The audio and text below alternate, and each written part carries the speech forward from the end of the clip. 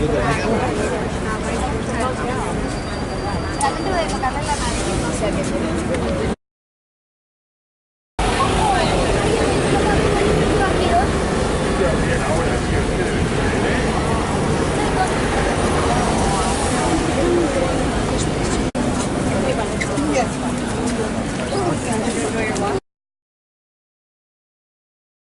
before we get going, I am told I do speak slightly quickly, so if English is not your first language, or if you just have any questions at any time, feel free to shout out anything at any point. That's totally cool.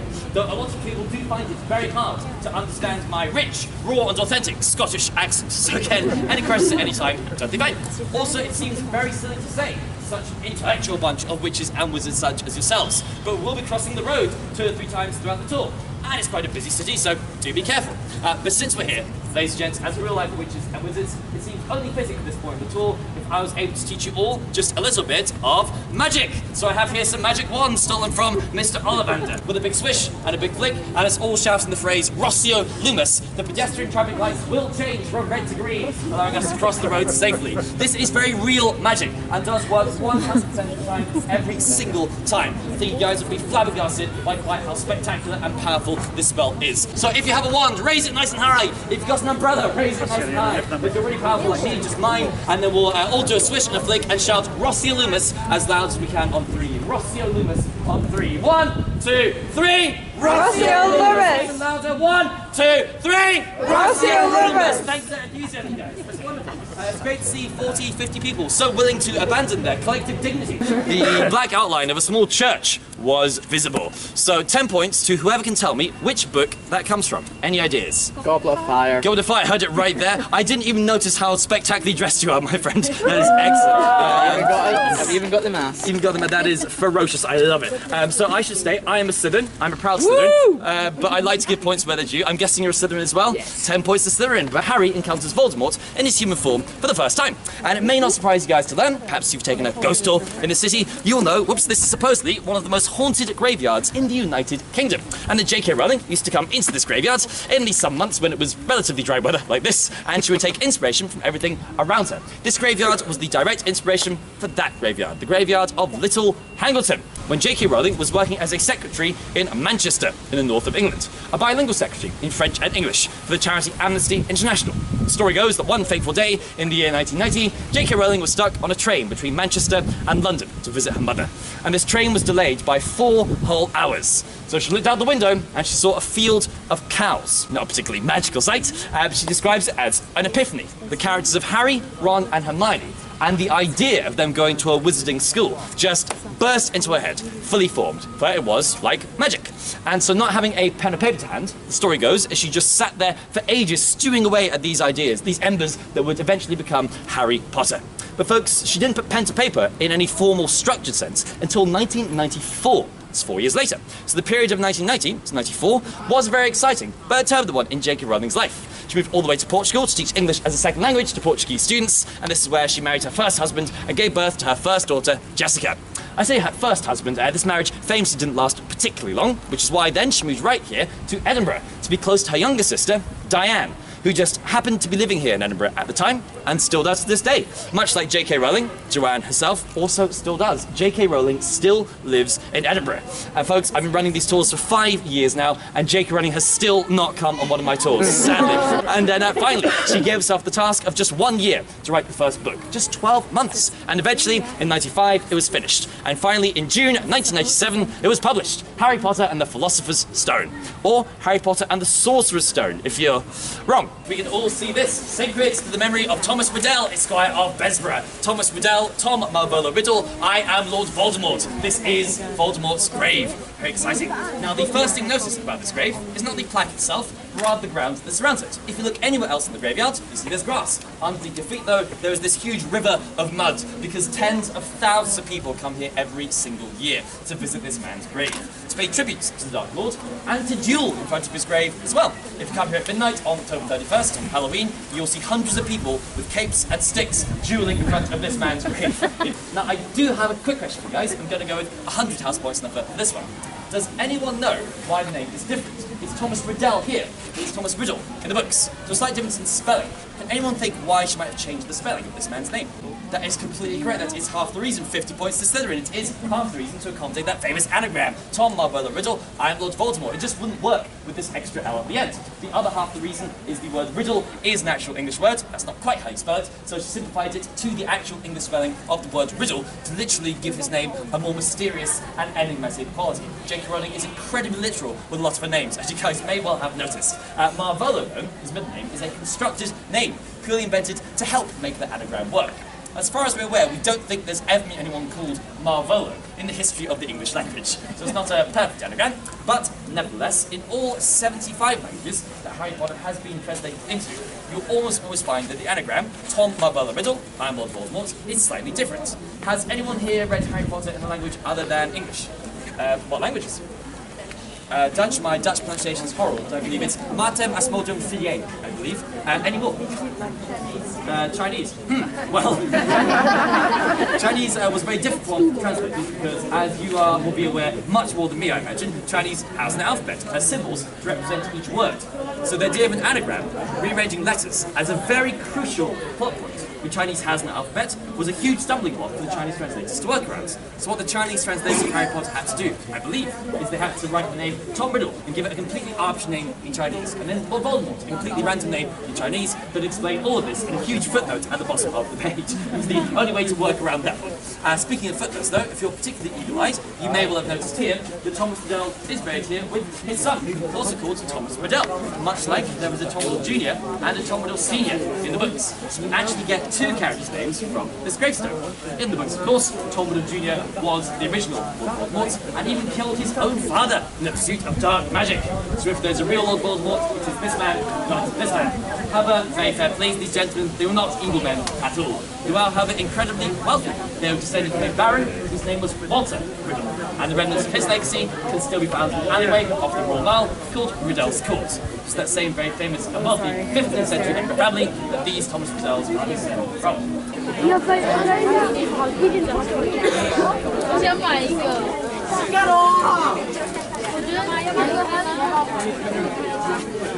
Moody. Now, folks, there is a lot of speculation that this name could have been the inspiration for Mad-Eye Moody. Now, there is no evidence that this is true in the slightest. We have to point out this is a bit of a red herring. People think it's Moody, Mad-Eye Moody. The reason why he is called Mad-Eye Moody is because he's a very moody, surly, grumpy and angry individual. As I say, Jk Rowling is incredibly literal with a lot of her names. So while other tours will state this could be inspirational, it's simply not true. So it's just a coincidence. Moody was quite a common Scottish name back then. But speaking of names in Harry Potter, Jk Rowling likes to get her names from a lot of places. Place names specifically. For instance, Snape is the name of a village in Shropshire. That's where she got the name from. But we at the Potter Trail have scoured the council records for every single Harry Potter name of every person that's been recorded buried in this graveyard, and there are a few names that have cropped up. There's one we're going to in just a second, and obviously there's Tom Riddle. Those are the two she has definitively confirmed. There is a Crookshanks buried in this graveyard, like that. There is a Scrimgeour buried in this graveyard, like Rufus Scrimgeour with Aura, and there is generally, this is freely available, you can look it up in the library, a Peter Pettigrew buried in this graveyard. Now, folks, the twist is we cannot find Peter Pettigrew's grave. So the first two we personally dismiss as coincidences. Crookshanks and Scrimgeour, these are real place names as well, the villages in Scotland, and they're also surnames, so they're probably just drawn from the ether, rather than her looking from the council records. But the name Peter Pettigrew is a 1 in a million. It's such a specific coincidence, it cannot be a coincidence. She must have got it from this graveyard. The problem is, we cannot find his gravestone. So what we think must have happened is about 20 or 20-something years ago, this name was visible, but over the years the name has been eroded away either by the elements or maybe even by vandalism. We are not 100% sure. But we have scoured this graveyard meticulously 4 or 5 times, and we simply cannot find Peter Pettigrew's name. But that is where the name comes from. It simply has to. We do invite you guys, though, after the tour, to look around the graveyard in your own time to see if you can find it. If you can, drop us an email. We'd love to include it on the tour. As such, we cannot find it just yet. The man's very fast, sadly, a few hundred years out there. But it is, as you may already be thinking, looking at this building, even here you can see the similarities. This is the real-life Hogwarts School of Witchcraft. Directly by Hogwarts based on. Now, it's not Hogwarts in terms of its aesthetics, the way it looks. In fact, as you can see in this perspective, even better, there is one turret on each of its 4 corners, much like Hogwarts has. The fact that it is code education and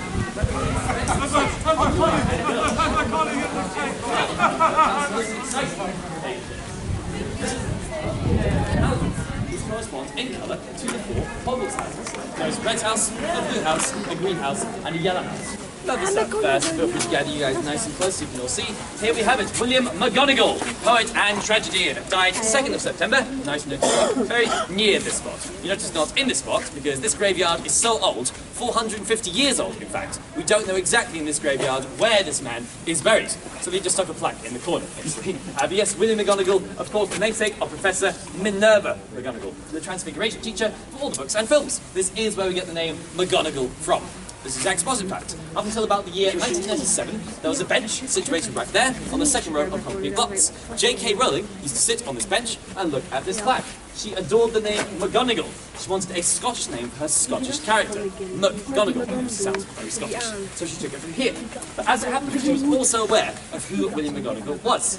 Now, another question for you guys. I'm going to go with 1,000 house points number for this one, although Andrew will probably get it. Does anyone know who William McGonagall actually was? The worst poet. The worst poet, you got in there first, fantastic. What house are you in? Slytherin. This is working out wonderfully. 1,000 points to Slytherin. Slytherin is winning. That's cool. Yes, he was a poet. Unlike Jk Rowling, though, not a particularly good author. He was a notoriously bad author. As you so rightly say, he has the somewhat hilarious title of the worst poet in the English language. His poems were famed for being notoriously bad. He wrote his own epitaph, as you can read here. I am your gracious majesty, ever faithful to thee, William McGonagall, the pure poet that lives in Dundee. So, an example of a rhyme there, which is about as complicated as the poems ever got. They were completely devoid of poetic metaphor, rhythm, or emotional depth. Not particularly good poems. He was part of a circus in Dundee, in the northeast of Scotland, and when you went to see one of this man's poetry readings at the circus, you would each be given one rotting tomato, for obvious reasons. But just looking at the picture up here, a lot of people have commented he doesn't actually look like Minerva McGonagall. Rather, he looks like Severus Snape. Or Nicolas Cage. Those two comparisons we often get. But as it happens, the personality of Minerva McGonagall actually comes from someone much closer to home. An Edinburgh character. A fictional one, nonetheless, but an Edinburgh character. And her name is Miss Jean Brodie, from the 1961 Muriel Spark novel, The Prime of Miss Jean Brodie. Now, much like Minerva McGonagall, Miss Jean Brodie was a very powerful schoolmistress. But interestingly, when this book was adapted into a film in the year 1969, the character of Miss Jean Brodie, who was this inspiration for Minerva McGonagall, was played on screen by none other than Dame Maggie Smith, who of course went on to play McGonagall many years later in the films. Where? This is the main campus of the University of Edinburgh, where Jk Rowling spent time as a student. It's being done up for the Edinburgh Fringe right now, and there's a few buildings we can point out on the horizon. Firstly, there is this beautiful building here. This is McEwen Hall, built in 1898 at the bequest of William McEwen, who is a brewer and a politician, so he made politics and beer at the same time.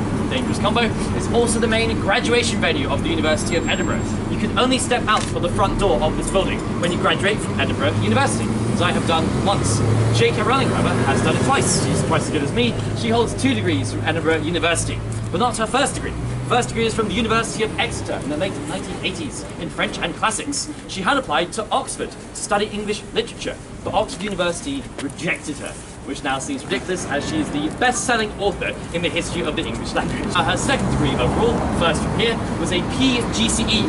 That's a teaching certificate. She wanted to teach English as a second language, as much as she had done in Portugal to Portuguese students. The reason why she wanted this extra qualification that she came to Edinburgh is she did not feel she could make a living writing books, which again seems very silly now.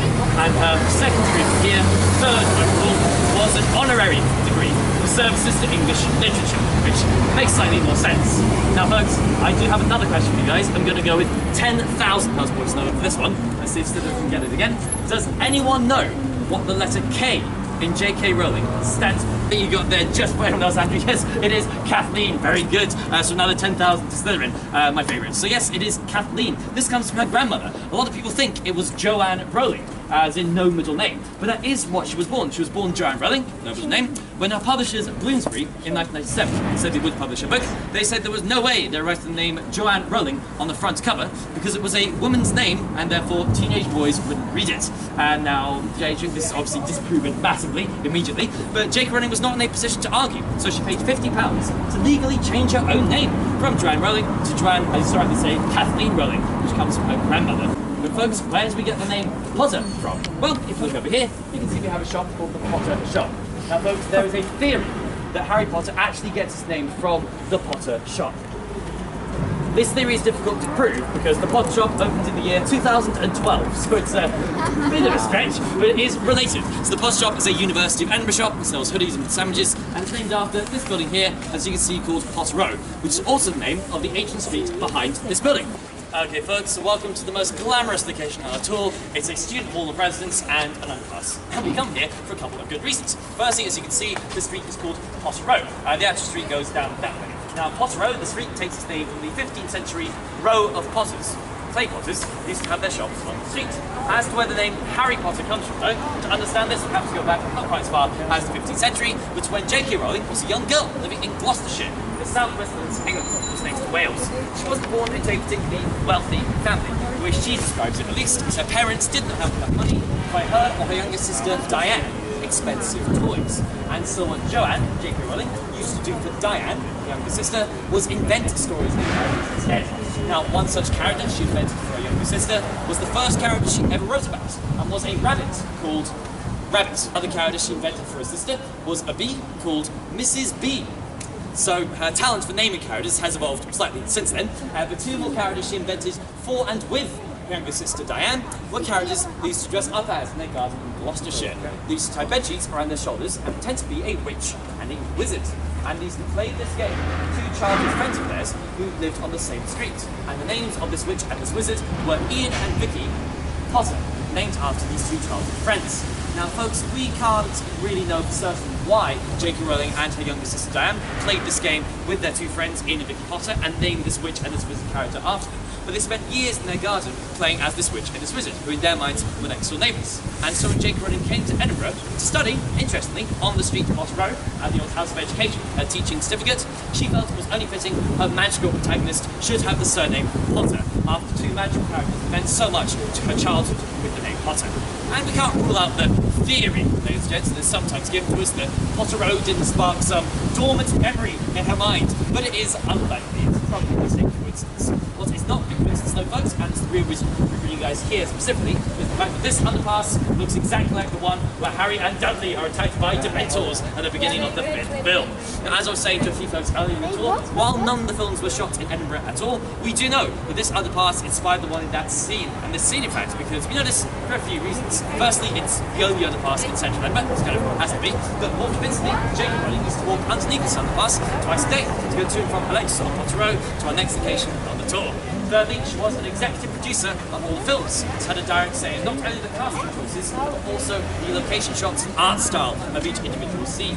And finally, and most importantly, she not only was she executive producer, but if you come back here at night, it is identical to the one in that scene. It's incredibly spooky here at night, so I definitely recommend checking it out if you're a die-hard Harry Potter fan and you have no regard for your personal safety.